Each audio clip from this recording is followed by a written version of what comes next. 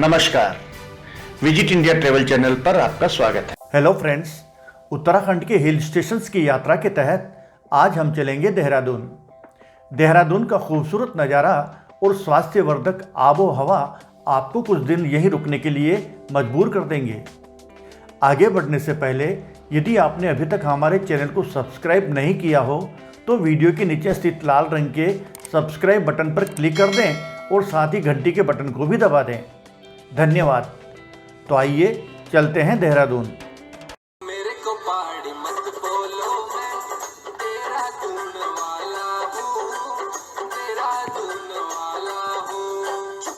शिवालिक पर्वतमाला के मध्य दून घाटी की गोद में स्थित देहरादून अपने नैसर्गिक सौंदर्य की वजह से उत्तरी भारत के प्रमुख पर्यटन स्थलों में महत्वपूर्ण स्थान रखता है।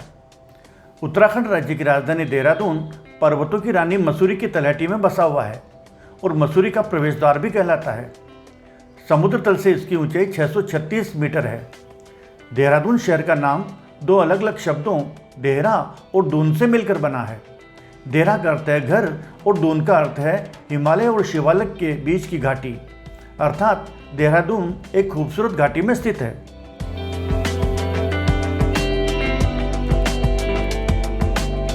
देहरादून ऐसे पर्यटकों के लिए भी बेहद खास है जो साहसिक गतिविधियों के शौकीन है और अपने दोस्तों या परिवारजनों के साथ एक रोमांचकारी ट्रिप पर जाना चाहते हैं।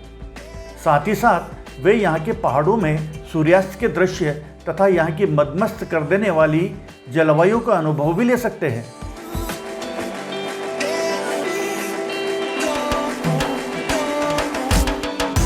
पंडित जवाहरलाल नेहरू को देहरादून बड़ा प्रिय था। अपने व्यस्त जीवन में थोड़ा विश्राम लेने के लिए वे बहुधा देहरादून आ जाया करते थे। अंग्रेजों को भी देहरादून बहुत पसंद था। प्रसिद्ध चीनी यात्री वैनसांग भी यहाँ आया था। देहरादून अपने विशेष किस्म के बासमती चावलों की वजह से भी प्रसिद्ध है। फलों में यहाँ की रसीली लीची बहुत पसंद की जाती है।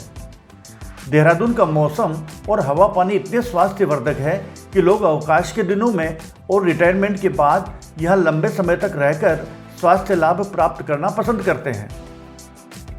देहरादून और उसके आसपास प्राकृतिक सौंदर्य से भरपूर ऐसे अनेक स्थल हैं जो लोगों को अपनी ओर आकर्षित करते हैं। सहस्त्रधारा। सहस्त्रधारा देहरादून में स्थित एक खूबसूरत पर्यटन स्थल है जो शहर से लगभग 11 किलोमीटर की दूरी पर है। इस स्थान पर झरने, गुफाएं और सीढ़ीदार खेत देख सकते हैं। ये मनोरम पर्यटन स्थल गंधक वाले पानी के सोते के कारण भी अधिक जाना जाता है। यह स्थान प्राकृतिक फोटोग्राफी के लिए उपयुक्त है। छोटी छोटी पहाड़ी गुफाओं और कंदरों में अनेक जलधाराएं टपकती और बहती रहती है। शायद इसीलिए इस स्थान का नाम सहस्त्रधारा पड़ा। सहस्त्रधारा स्थल पर ही गुरु द्रोण का मंदिर है। यहाँ आप रोपवे में सवारी का भी आनंद ले सकते हैं। सहस्त्रधारा तक पहुँचने के लिए शहर से city bus, taxi, auto rickshaw आदि की सुविधा है। टपकेश्वर महादेव मंदिर। देहरादून बस स्टैंड से करीब 5 किलोमीटर दूर गढ़ी कैंट में स्थित है टपकेश्वर महादेव शिव मंदिर। एक मौसमी झरने के निकट पहाड़ी गुफा में बने इस शिव मंदिर तक पहुंचने के लिए अनेक सीढ़ियां उतरनी पड़ती है। गुफा में स्थापित शिवलिंग पर प्राकृतिक रूप से बूंद बूंद पानी टपकता रहता है, इसीलिए इसका नाम भी टपकेश्वर महादेव हो गया। यहाँ और भी कई देवी देवताओं के मंदिर बने हुए हैं। प्रतिवर्ष महाशिवरात्रि पर यहाँ मेला लगता है।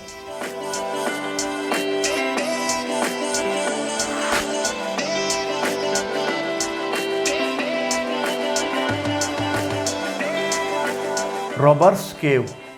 देहरादून से 9 किलोमीटर दूर स्थित है रॉबर्ट्स केव, जिसे गच्चू पानी भी कहते हैं। यहाँ ऊंचे पहाड़ और तंग दर्रों में बहती हुई जल की धाराएं देखकर पर्यटकों का आनंद बढ़ जाता है। खास बात यह है कि आप यहाँ कभी पानी को बहता हुआ देखेंगे और कभी वह गायब हो जाएगा। आँखों से ओझल पानी कुछ ही दूरी पर फिर नजर आने लगता है। जलधाराओं की यह आँख मिचौली हर आने वाले पर्यटक को बहुत भाती है और इसी लुका छिपी के बीच उन्हें पर्यटन का आनंद भी मिलता है।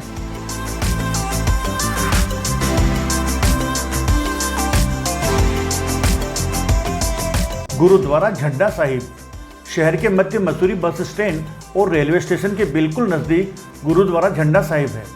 इस गुरुद्वारे के भीतर मुगल कालीन कला के श्रेष्ठ नमूने देखे जा सकते हैं। Dehradun cricket stadium.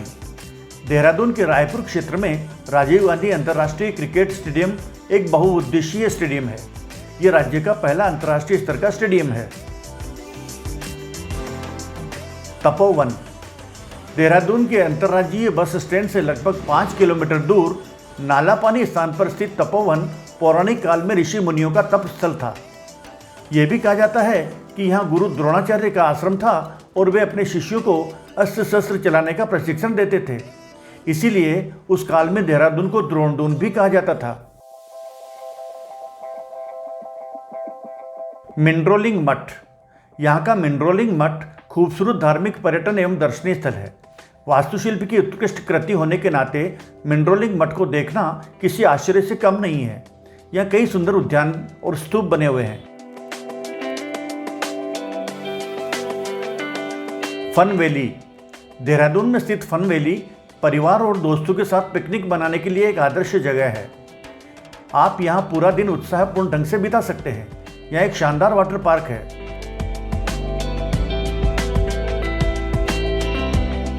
Har ki Doon.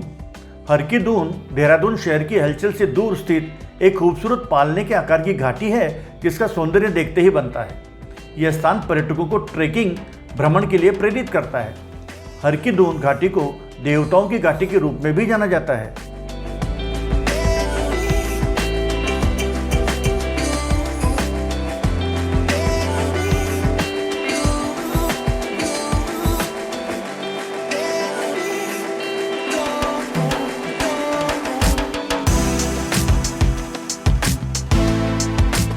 Malsi deer park. Shivalik range के आधार पर देहरादून में स्थित यह डियर पार्क एक प्राणी उद्यान है जो हिरण, मोर, बाघ, नीलगाय और कई अन्य जानवरों का निवास स्थान है। वनस्पतियों और जीवों से समृद्ध यह पार्क शहर के व्यस्तता भरे माहौल से दूर आराम करने के लिए एक शानदार पर्यटक स्थल है। यहाँ एक छोटा जूलॉजिकल पार्क है।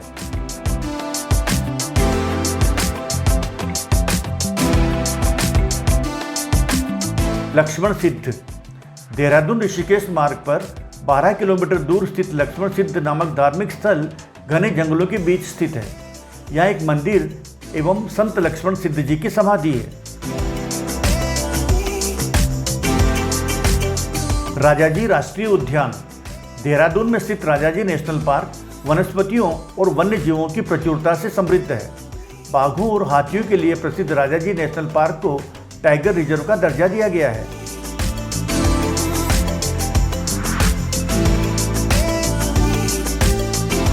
ट्रेकिंग।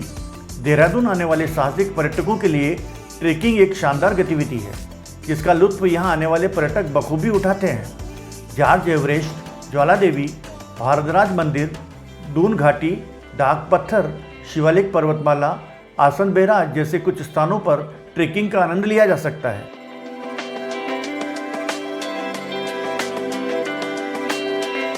वन अनुसंधान संस्थान। यहाँ का वन अनुसंधान संस्थान भारतीय वन सेवा अधिकारियों एवं अधीनस्थ वन सेवा प्रशिक्षुओं के लिए एशिया महाद्वीप का विशिष्ट एवं अग्रणी संस्थान है। यहाँ दूर तक फैली मोहक हरियाली और फूल पौधे, बाग बगीचे सभी को लुभाते हैं। ये वन अनुसंधान संस्थान वर्ष 1906 में स्थापित किया गया था और 415 वर्ग किलोमीटर क्षेत्र में फैला हुआ है। विख्यात अंग्रेज वास्तुशिल्पी ल्यूटिन्स द्वारा तैयार करवाया गया यहाँ का मुख्य भवन काफ़ी भव्य और आकर्षक है। यहाँ के संग्रहालय में वानिकी तथा वन उत्पादों के बारे में यथेष्ट जानकारी मिलती है। यहाँ के विशाल ग्रीन हाउस में अनगिनत महत्वपूर्ण वनस्पतियों के दुर्लभ नमूने देखे जा सकते हैं। इस स्थान का उपयोग विभिन्न बॉलीवुड फिल्मों को फिल्माने के लिए भी किया जा चुका है। भारतीय सैन्य अकादमी। देहरादून चक्राता मार्ग पर स्थित भारतीय सैन्य अकादमी सेना अधिकारियों का प्रशिक्षण केंद्र है। इसका मुख्य भवन भी वास्तुकला का श्रेष्ठ उदाहरण है। ओएनजीसी मुख्यालय। यहाँ oil and natural gas commission ONGC का मुख्य कार्यालय है। महारत्न ओएनजीसी भारत की सबसे बड़ी क्रूड ऑयल और नेचुरल गैस कंपनी है। इसके अलावा भारत सरकार के अनेक विभागीय महत्वपूर्ण कार्यालय भी इस शहर में स्थित है। शिक्षा और अनुसंधान की दृष्टि से भी देहरादून काफ़ी महत्वपूर्ण माना जाता है। यहाँ अनेक स्कूल व कॉलेज है। यहाँ का दून स्कूल काफ़ी फेमस है।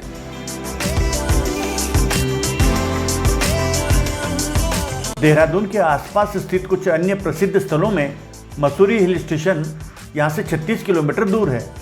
शांत, स्वास्थ्यवर्धक और रमणीय पर्यटन स्थल चक्राता 92 किलोमीटर, सुंदर पिकनिक स्थल डाक पत्थर 45 किलोमीटर तथा पुरातात्विक महत्व का स्थल कालसी 50 किलोमीटर दूर है।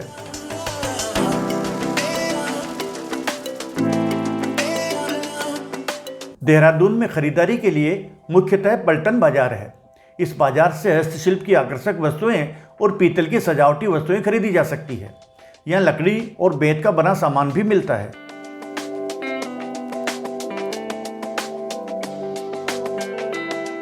गर्मी के मौसम में देहरादून के बगीचे यहाँ की प्रसिद्ध लीची से भरे रहते हैं।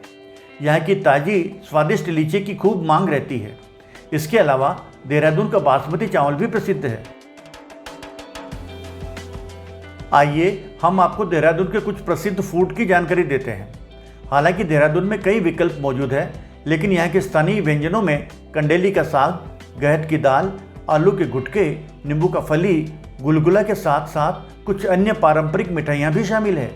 जैसे आप बाल मिठाई, अरसा और झंगोरा की खीर को चख सकते हैं। यही नहीं, आप देहरादून में उत्तर भारतीय, चीनी, इतालवी, दक्षिण भारतीय, थाई, तिब्बती और कॉन्टिनेंटल व्यंजनों का आनंद भी ले सकते हैं। देहरादून देश के कई प्रमुख शहरों से रेल एवं सड़क मार्ग से जुड़ा हुआ है। शहर से 22 किलोमीटर दूर जोली ग्रांट हवाई अड्डा भी है।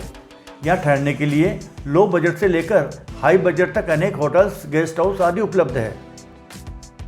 वैसे तो देहरादून में 12 माह पर्यटक आते रहते हैं, लेकिन यहाँ घूमने फिरने का सर्वोत्तम समय अप्रैल के प्रारंभ से जून के मध्य तक और सितंबर के अंत से नवंबर के मध्य तक है।